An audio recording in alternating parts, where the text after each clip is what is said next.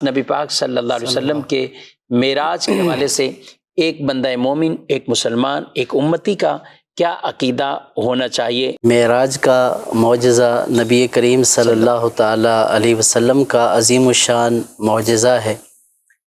یہ ایک معجزہ نہیں ہے بلکہ اس معجزے کے اندر بے شمار معجزات ہیں۔ سبحان اللہ۔ اور اس معجزے میں نبی کریم صلی اللہ تعالیٰ علیہ وسلم کو جو عظمت، شان، بلندی، رفعت عطا کی گئی ہے، ایسی شان آپ سے پہلے کسی بھی نبی کو عطا نہیں کی گئی۔ سبحان اللہ۔ معراج کا جو واقعہ ہے یہ 27 رجب المرجب کو پیر شریف کی سہانی رات، اور یہ بعثت کا 11واں سال تھا۔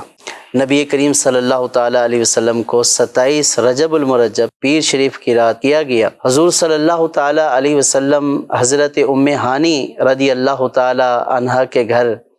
آرام فرما تھے کہ حضرت جبریل علیہ السلام وہاں حاضر ہوئے اور حضور صلی اللہ تعالیٰ علیہ وسلم کو لے کر کعبہ معظمہ میں تشریف لائے اور حتیم میں حضور صلی اللہ تعالیٰ علیہ وسلم کو لٹا دیا۔ حضور صلی اللہ تعالیٰ علیہ وسلم ابھی اسی طرح نیند ہی کے عالم میں تھے، اونگ کے عالم میں تھے کہ آپ صلی اللہ تعالیٰ علیہ وسلم کا سینہ مبارک کا شق کیا گیا، جسے شق صدر کہا جاتا ہے، اور حضور صلی اللہ تعالیٰ علیہ وسلم کا مبارک پاکیزہ دل باہر نکالا گیا، سبحان اللہ، اور اس کو آب زمزم سے ایک نورانی تشت لایا گیا اور آب زمزم سے اس کو غسل دیا گیا، اور وہ جو نورانی تشت تھا وہ انوار و حکم سے بھرا ہوا نورانی تشت تھا، اور اس کو نبی کریم صلی اللہ تعالیٰ علیہ وسلم کے سینہ مبارک میں انڈیل دیا گیا۔ حضور صلی اللہ تعالیٰ علیہ وسلم کا سینہ مبارکہ تو ایسا ہے کہ ہر وقت اللہ تبارک و تعالیٰ کی رحمتوں کا نزول ہوتا ہی رہتا ہے، لیکن یہ ایک خاص موقع تھا، اور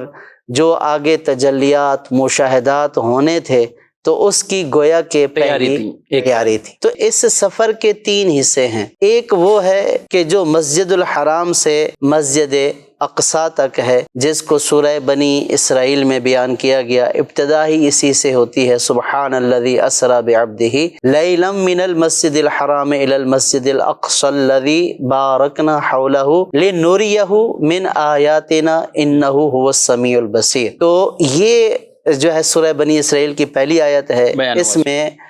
مسجد حرام سے مسجد اقصیٰ تک کا سفر بیان ہوا ہے۔ تو علماء نے فرمایا کہ یہ جو سفر ہے یہ قرآن پاک کی اس آیت سے ثابت ہے، اگر کوئی اس کا انکار کرتا ہے تو اس کا انکار کرنے والا کافر ہے، کیونکہ وہ نص قرآنی کا انکار کرنے والا ہے۔ اور یہ تو واضح قرآن پاک میں بیان ہوا۔ اور اس کے بعد جو سفر کا دوسرا مرحلہ ہے وہ مسجد اقصیٰ سے لے کر اوپر آسمانوں تک، 7 آسمانوں کی سیر اور پھر اس سے اوپر جانا۔ تو یہ جو مرحلہ ہے اس کا جو انکار کرنے والا ہے، تو علماء نے فرمایا کہ چونکہ نبی کریم صلی اللہ تعالیٰ علیہ وسلم کا یہ سفر اگرچہ قرآن پاک میں یوں واضح بیان نہیں کیا گیا، لیکن احادیث مشہورہ صحیحہ اور اتنی تواتر کے ساتھ جو ثابت ہو چکی ہیں، تواتر کی حد تک جو جا رہی ہیں، تو ان سے ثابت ہے اگر اس کا کوئی انکار کرتا ہے تو وہ گمراہ ہے، کیونکہ احادیث صحیحہ معتمدہ مشہورہ کا وہ انکار کر رہا ہے۔ اور اس کے بعد جو معراج کا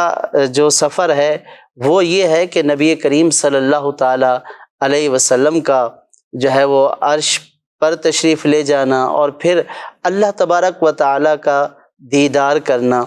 اور وہ جو قرب کے منازل ہیں وہ جو طے کیے گئے، تو ان کا جو انکار کرنے والا ہے